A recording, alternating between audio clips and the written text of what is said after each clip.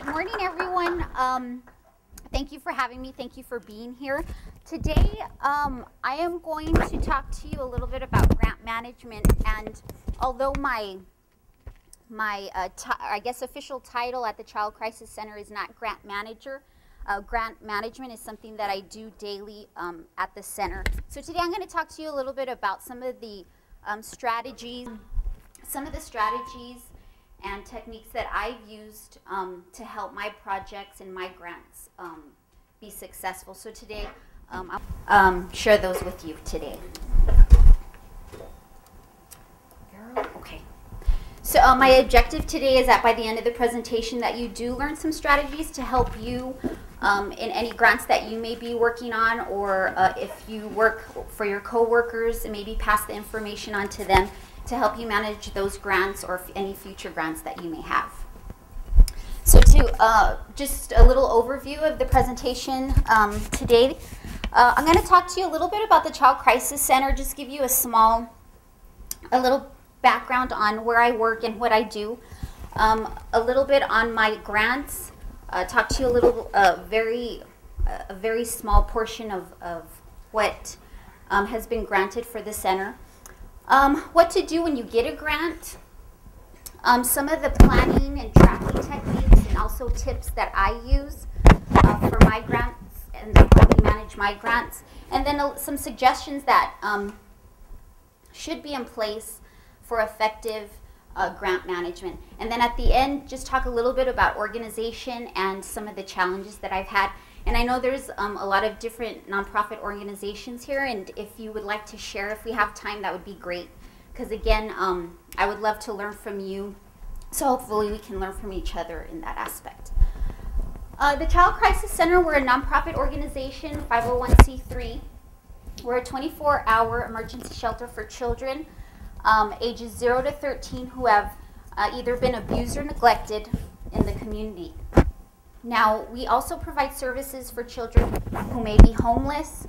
Maybe a parent is in the hospital and the parent has no one for the child to care for. No one's there to care for the child. We can also help that family. So we do provide other services. We provide family support services. We do have case managers. And we also have education and prevention programs, which that's the department that I'm in charge of. And we're located at 2100 North Stevens, and that's in Central El Paso. So a little bit about me. I just want to, again, give you a little background about me before I start talking about how I manage grants and what I do here at the center. So my official title is Family Education and Prevention Supervisor. That's my official title. Which means, and I know those of you who work in nonprofits, we have many hats, right? We put on different hats. And that's what I do. And I love pictures, so I included some pictures just to show you all. There are times in the year when I'm a trainer and train youth. There's times when I'm a PR person and I have to deal with media. And then there's times when I'm a fundraising coordinator and I am in charge of the fundraising event. We have different fundraising events and I'm in charge of one of those. So again, these are different things that I do in the center. And then of course, grant writing.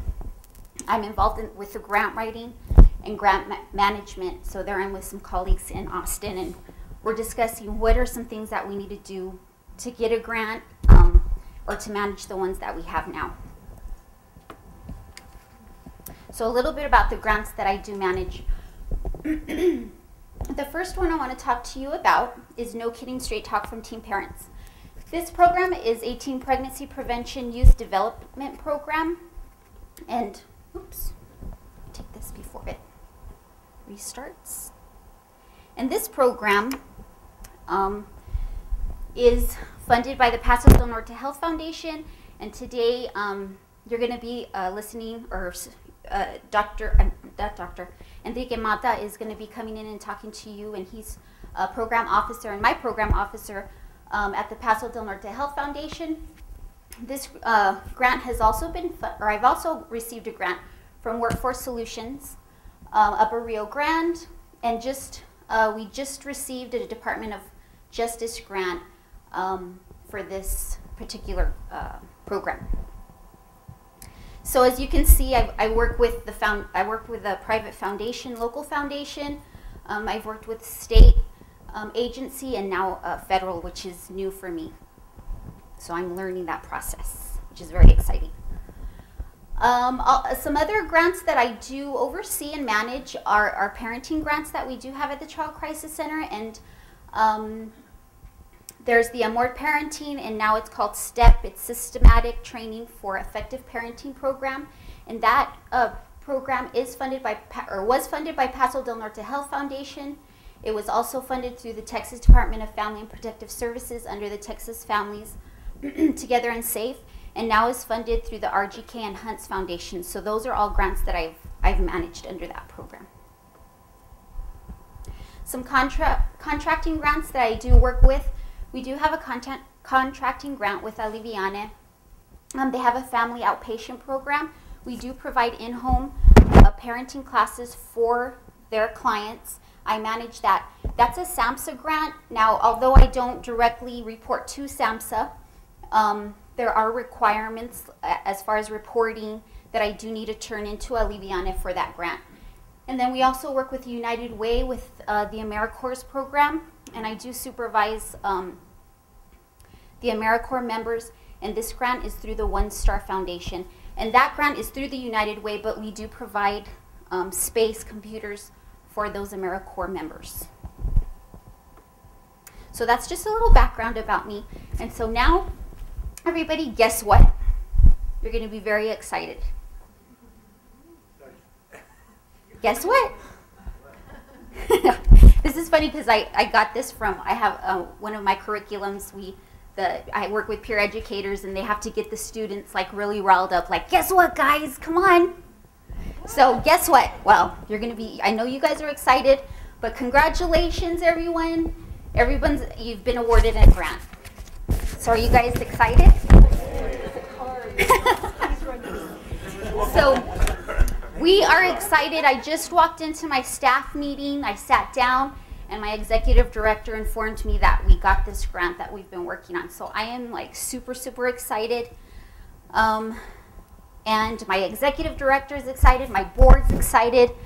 My staff is. So this is a really great achievement and a good thing. So after everything's happened and we're talking, so now what? And depending on if this grant is a brand new grant or a continuing grant, now what? What are some things that we need to do to make this grant successful? So that's what I'm going to talk to you about today. So grant management. Effective grant management definitely impacts your program, the success of the program and or project. It also affects the reputation of your organization, of you, and it also determines future grant success. So you've received the award letter, and can I kind of just, if you can raise your hand if you are involved with grant management, could you raise your hand, anyone? Yes, okay. So there's different ways of getting the notification that you've gotten a grant, and usually it comes through award letter. It can be through email or through the mail. And so when you do get this and your contract, it's very important to read these really carefully. Now, depending on how involved you've been with your grant, there's three kind of experiences that I've had at the Child Crisis Center. One is that I've actually written a grant and received one, so I knew exactly what was supposed to be executed. I knew the outcomes, I knew the goals, the objectives. I was very involved with that one. There was another instance where I work with my grant writer, an accountant, to write a grant, and that's another part of my job is to do that. So I'm pretty familiar with the grant and what we asked for and what we submitted. And then there's those times when my executive director comes in and I'm at my desk and he says, here you go, Eileen, we just got this grant, so manage it. So I'm not that familiar, and really that's happened to where I'm like, whoa, what is this? What are we doing now? It may be a whole new program. It may be addition to the program that you are already working. So it's very, very important to read that award letter. If you don't have the contract, it's important to get the contract. Ask for that so that you can read it, especially if you're managing that grant. Look for any changes in timelines, any changes to outcome expectations. Again, depending on how involved you've been with the grant writing process. Any changes to funding amounts, any of the categories, restrictions on subgranting if that's something that you did write into your proposal. So when you get the contract, it's of course, very important to study the terms and conditions of that grant. Compare them with the approved application that you did submit and was approved. Check for mistakes. If there's any inappropriate terms or conditions in that final agreement, make sure that you do contact the designated official of whoever is your program manager or program officer. Make sure that you talk to them and talk to the staff in your organization about that. For instance, it may be a financial thing or accounting thing there was an example I can give you is there was a 30-day, we had to turn in invoices after 30 days, and the accountant kind of had a different system, so we had to change that to 60 days. So just different things like that. Make sure that if you do see a difference, to talk to your program officer, manager, and your staff at the center. And always, of course, document anything that you do find. For me, again, these are things that have helped me in the success of my grants, but it's to develop a task management plan. And this has helped me, and the reason why is there may be times when you've written a grant, and by the time that you get the approval and the notice to go ahead, your staff has changed. So that staff that you kind of wanted to work on, that may have changed. A lot of times the grants, when you do get the approval, the project implementation is very general. So again, there's not an actual plan of how you're going to execute whatever those goals and objectives are that you need to do and accomplish on that for that grant. So make sure that you have a reasonable plan for your program managers and your staffs to carry out. So before you meet with them, have a plan. The example I can give is that for the No Kidding grant, the youth development program, I have 2 staff that work that program and who are out in the communities. So before I meet with them, I have a plan of what their responsibilities are and what they need to do before they go out, and it's all according to that grant that we had written. So the more that my staff understands what we need to do, the better it is, the better success we have. So that also helps with your program monitoring and quality control also. Also included in your plan, hold project meetings with your staff, which is very important. Make sure that they understand the terms and conditions. I try to, for my staff, again, talk to them about the grant. I want them to understand what we're doing. So that's something that's really important for me as when I manage my grant. The responsibilities for carrying out any activity set forth, make sure that they understand those responsibilities, and also you as a grant manager. List your goals and objectives. You can list them, highlight them. I think whichever is best for you. I always highlight them and I make a copy and I always have them to look at them. These are the steps. What are the steps that we need to do to achieve those goals and objectives? So those are things that I write down, that I talk to my staff about. I occasionally look, very often at the plan, and you can do that weekly or every 2 weeks. Make sure you're on track as far as reaching your goals. Depending on how long the cycle is, it may be a year, 2 years, 3 years. Some of us have 5-year grants. Whatever it is, make sure that you're following your plan. Also, send reminders to those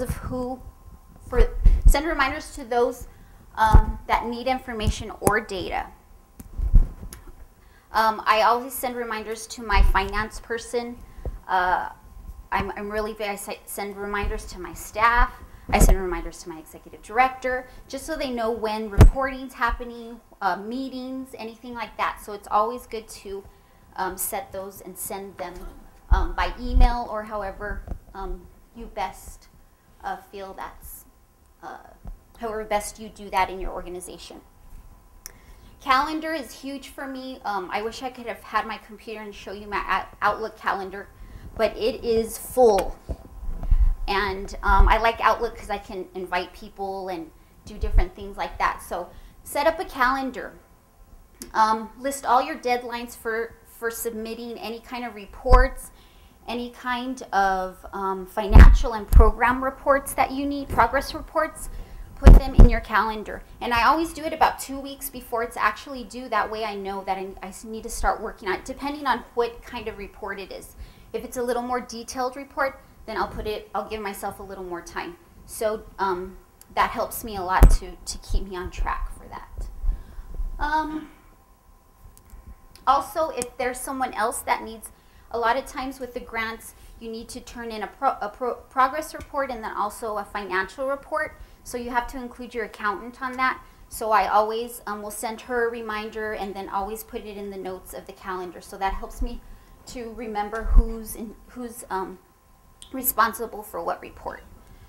And of course, make sure that all reports are submitted on time, which I think is a really huge thing. Submitted on time or before, I think, is really important, especially for your funders, because they want to know that you're doing what you need to do and you know what actually is going on with that program. Or there's instances where you can also assign someone to do that. A tracking system. Always review your original evaluations, your goals, objectives. And I can't say that enough, is to always review your goals and objectives. Always look at your expenses. Include appropriate staff, your finance person, your bookkeeper from the beginning of that grant. Make sure that they know what's going on. Make sure that they're familiar with the grant, even with the executive director, whoever, the grant writer, everybody who's involved with that grant. Also, spend accordingly to your line items in your budget, of course, is very important. So make sure you spend your budget, and then knowing the difference with allowable and unallowable expenditures. So just when you are spending and you're looking through your budget, make sure that you are spending on the things that is written in the grant. Document any changes or approvals that may be needed in the grant or through the grant process. Make copies of all your receipts, all your purchase orders, everything. Always make copies. I don't know how many times, there's been times when my finance person has come in and asked me, Eileen, I need this, it might be a travel receipt. I need this, and I always have that because I make sure that I have copies of everything. So it's really important to have those. Save pictures, articles, materials related to your project. I have tons and tons of folders of stuff that we've done, articles, so make sure that you save that. I did include this. This was a newsletter that Socorro Independent School District did about the program. And up there, you can see we have everybody who's involved in the program. And I thought that was I remember sitting down with the coordinator that wrote the newsletter and telling her, make sure you include, Paso del Norte Health Foundation, Office of Attorney General. So just making sure that you, when you do newsletters or any kind of media, to include your funders. And that's what this kind of talks about now, is develop a plan of contact for your funder. Most funders like to see and hear about your projects. They like to know what's going on. Depending, again, on your funding source, you kind of have to, it just depends on if you have a federal grant, a local foundation, a state grant, just depending on that. But most do like to hear about what you're doing. So include them in any media that you do, any events, invite them to any events. Any flyers, use their logos, of course, with their permission. And that might be something that's in the terms and conditions at the beginning, that you need to maybe approve a flyer or anything like that. So make sure that you do include them. Email them, call them, share your successes, your challenges, and update them.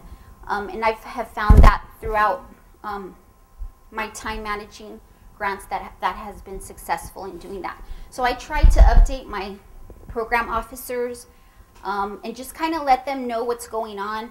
We're out in the schools, we're doing this event, things like that. So that's helped. Again, always include your funder. Read the contract materials carefully, especially for PR requirements or restrictions. Show your funder that you've given them publicity. Again, include them in anything that you do. They're your funders, and they appreciate that. So never pass up an opportunity to make them shine. Okay, and just some more tips. Use your grant awards to encourage when you're looking for other fundraising efforts, or when you are involved in other fundraising efforts.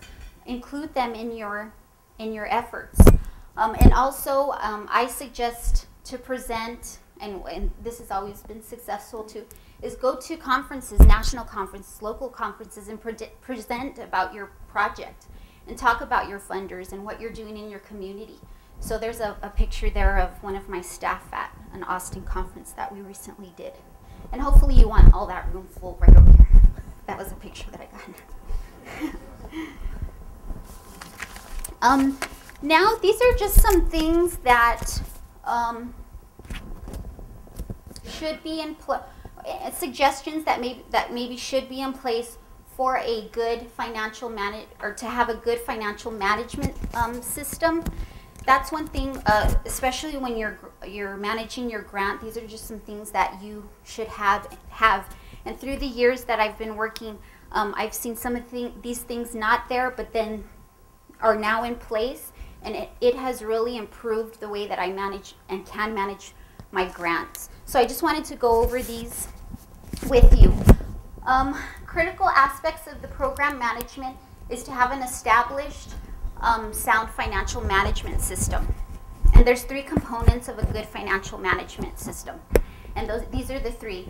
Make sure that your organization meets the general accounting principles. Also, cost management and controls should equal proper cost allocations and comply with requirements. And also your reporting system. You should have a good reporting system in place in your organization. So how you decide to allocate, charge, and document costs is very important. And for you managing a grant, it's very important to understand that. So grant projects, financial administrators, they need to have a thorough understanding of, for instance, direct cost and indirect cost. Just things like that when you're managing your grant, and especially the budget.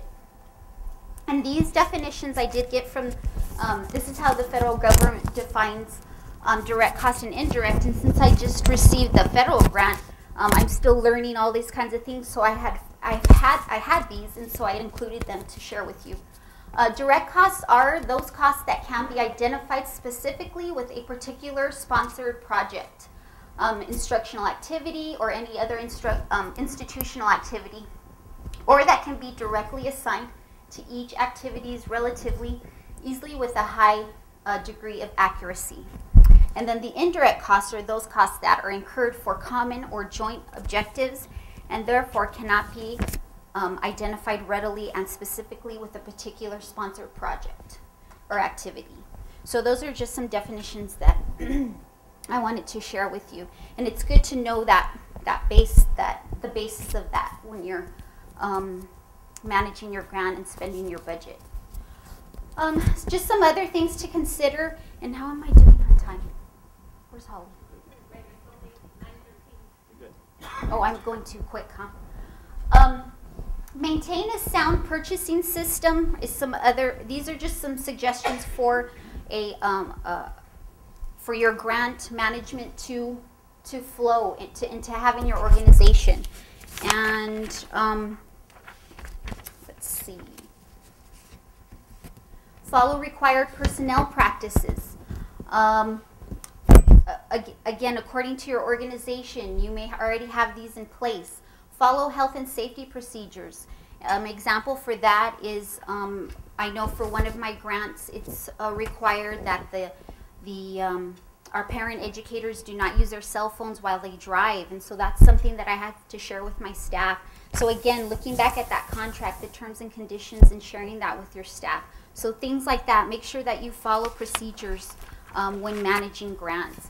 And just some other things, make sure that your organization has an established audit process and resolution process, following ethical principles, quality and control, and going back to that task management plan. That will kind of help you with your quality and control of your grant. And also keep up with the grant administration trends. So those are always changing. Some grants require you to turn in a hard copy progress report and financial report. Some other grant funders may want it electronically. And now and actually today I have to go back, and we're finishing up a report, and it's all done on the computer. So we had to do the technical writing, the technical webinar where we had to do the training and everything. So make sure you're familiar with that, because that's changing all the time. And then I just wanted to include this. These are some of the suggestions that I use to organize, because I think this is really important, is organizing when you're managing your grants. I use binders. We use also the 6-part file folders, which are these. There's different ways that grant managers organize, but these are just some suggestions that have helped me. In organizing my binders and my folders, in section 1, I do include a copy of the executed grant agreement, also the approved budget. And then in section 2, a copy of the budget, reflecting how it will be processed through your accounting system. And then as you spend, make sure that you revise your budget. And I work a lot with the finance, our bookkeeper, just so that her and I have the same amounts. And if there is any difference, then we try to work that out, because I need to know what I'm spending, and she has to have the same too. Because when we do the reports, our balances need to be the same. So again, keeping track of yours, and also talking with the accounting person is very important. And just so that you can show your remaining balances, and what do I need to spend? Have I spent too much in this line item? So always going back to that budget and checking that is really important. Section 3, any correspondence from the funding source, any emails, I do print those out and put them in there. If it's reminders, not so much, but if it's like training, meetings, anything like that, I do keep those. And section 4, the financial reports that you have actually filed.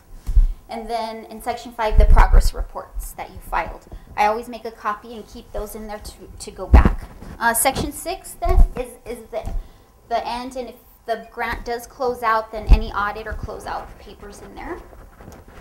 And then if you have separate managers for programs, then I would suggest having a separate folder for them and their activities and responsibilities in that folder. Sorry. I tend to talk too fast. Any questions? Yes, ma'am. Will you all be providing copies or handouts? Yes, we will, and it will be on the website. So we will have that for you on the website. So I have found that this really helps me to be organized. This and my Outlook calendar is what I live by. Was that enough time? No? Okay, sorry. What is the web address for that? What is information will be? It's on your name tag.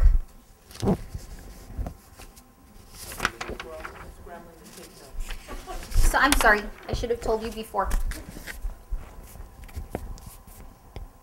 And then while they copy that down, I just wanted to talk a little bit about some challenges. And of course, there's challenges in grant management, and I've experienced different types with different funding sources, and wanted to talk about that, and then ask you from of any of the people that are here who have maybe experienced challenges or would like to share any with us. You want me to go back? It's good. Thank you. I got it. Yes, sir. Can I ask a question about, you talked a little bit about the award letter. Mm-hmm. And my experience a lot of times with the award letter is that all it tells you is that you got the grant and the amount, but it really doesn't go into the specific items that I think are critical. Mm-hmm. But a lot of times, let's say you ask for $1.5 million and they give you 800,000, but usually the $800,000 does not reduce your outcome expectation. So you wind up having to negotiate that, and in my experience, that's very difficult to do, to get them to, okay, my original proposal set out these goals and objectives based on 1.5, but now you give me 800,000, so I need to revise my outcome expectations. But a lot of times, the answer that I get a lot of times, but you only need $800 to accomplish that. So how do you manage that? So that you can actually revise your outcome expectations, which a lot of times you have to do with less people. Because you didn't get the actual the amount that you needed. That you were looking for. That has happened, and unfortunately, I think some of the things that the experience that I've had, some things have to be cut from the grant, especially if you're given a reduced amount that you actually applied for. And I'm one to, if the money is given, what I usually have done is talk to that program manager or officer and explain, I'm supposed to outreach to 300 participants, but I only have money to maybe outreach 150. How do you expect me to do that? Usually they will work with us in that aspect. If they're not able to, then I try my hardest to make sure that those outcomes are accomplished and done. It just depends on what it is exactly, specifically. Is it salary? Is it program supplies? Exactly what has been cut from that budget. So just depending on that, I've kind of had to work differently depending on what was cut. There's been times when we've had to cut salary and put a full-time on a part-time basis, where we've had to do that. And luckily, we've had really good staff, and they've been cooperative with that. There was a grant that happened where they only gave us a certain amount, and so we were only able to hire a part-time, and still outreach to 250, 300 families with that. So that's kind of how I've done it in my experience. Any other? Has anyone else had that experience from an organization? Yes, sir. I think one of the best ways to be able to present back to the organization, when you were stating have a method to record the progress, especially if it's a previous program and you're following up with a grant. The information with measures, I think they're the best things that you can have, just to really show the ratio of what you're doing versus the money. And if you can show that, they'll almost every time come back and give you more money, with the exception of supply cuts or salary cuts or things like that. But if you can show the true money to program ratio, I find that they usually reinforce or give you back the money that you need. Thank you. Any other questions? Let me see. Some other challenges that I've had are program managers changing the staff. There was a grant I was working on, and it was out of town, and the program managers or officers changed like every couple of months. And so whatever we had said with one grant manager, this new grant manager He wasn't updated on what was said. And this grant, we had a lot of negotiating and budgets back and forth. And so that was a challenge for me to kind of keep updating the new, I think it happened 3 times, the new people that came into that and were managing our grants. And I know they have tons of grants too, so me as in my position, try to help them understand what we've done. And again, documenting everything, making sure you keep those emails so that you can send that to them and say, well, this is what we decided on this budget item, so that they're familiar with that. So that's really important, is to have that tracking system when that happens. And I've learned to do that for that challenge. Yes, ma'am. What do you do if that's a situation that most of the control of not just funding and the rest of the grant lies in the hands of the constantly changing program manager? So in other words, everything is out of your control, and somebody whose name keeps changing is apparently running the show, and last week's person is gone, and now it's somebody new. And that's kind of the experience that I had.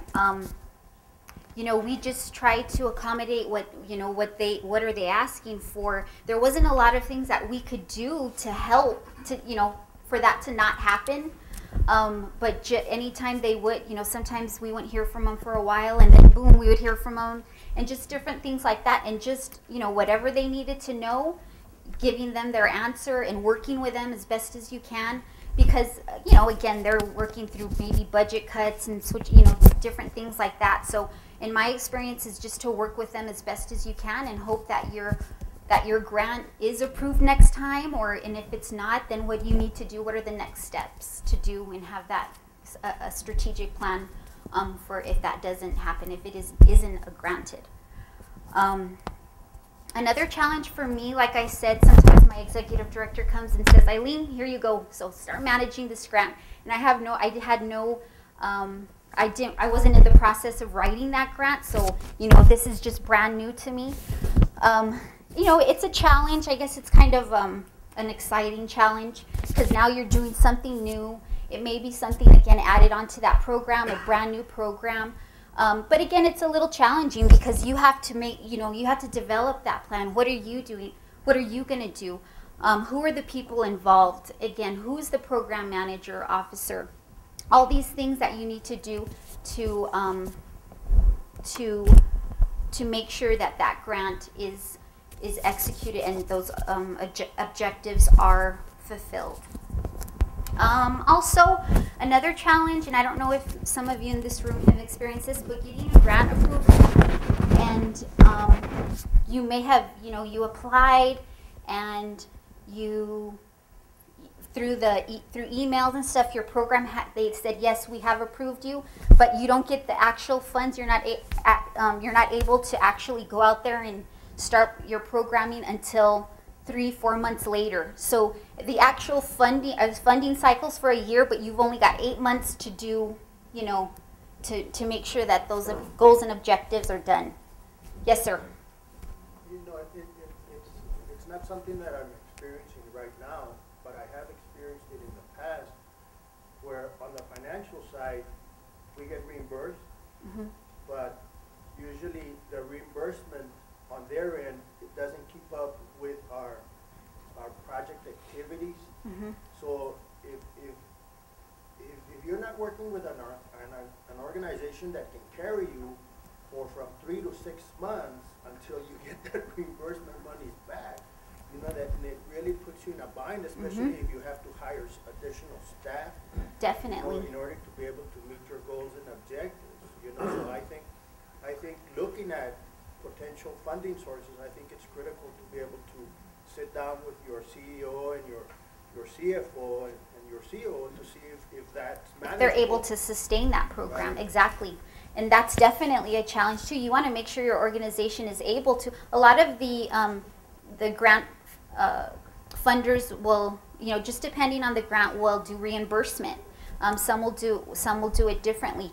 But in that case, that's a challenge, and that's something that you need to talk to your accounting, to your executive director when you're writing that grant. That's something important that you need to already know. Is your organization able to sustain this program? Because if it's not, then you're going to have a lot of problems, because you're not going to be able to to go out there and implement your program, because you're not going to be able to maybe pay for some necessary program supplies, or whatever it may be. So that's very important, and I think that starts with the grant writing process too, and actually, okay, this is a program. Do we want this program? Does it fit with our organization? And is it something that we can sustain?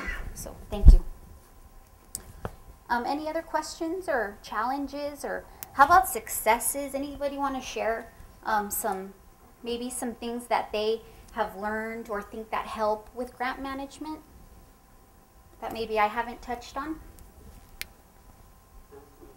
Proofreading?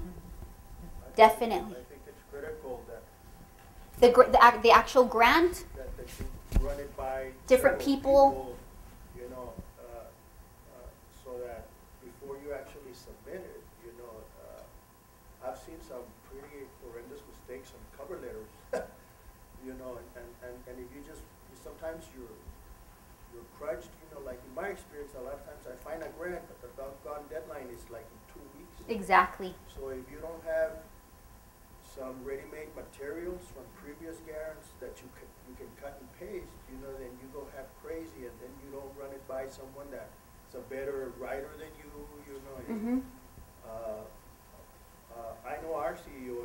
He says, "Give it to me 10 days before you need it."